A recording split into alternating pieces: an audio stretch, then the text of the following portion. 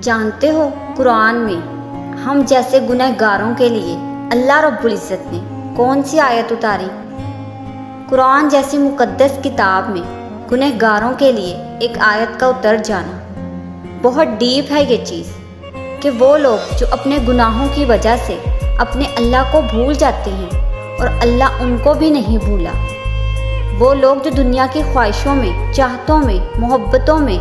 بہت دور نکل جاتے ہیں اور اپنے رب کا سودا کر گزرتے ہیں، اس کے باوجود وہ رب نہیں یہ چاہتا کہ انسان ہمیشہ اسی غفلت میں رہے اور مر جائے، لہٰذا ایک آیت اتاری گنہ گاروں کے لیے، قُلْ يَا عِبَادِيَ الَّذِينَ أَسْرَفُوا عَلَىٰ أَنفُسِهِمْ لَا تَقْنَطُوا مِن رَحْمَتِ اللَّهِ، میرے ان بندوں کے پاس جاؤ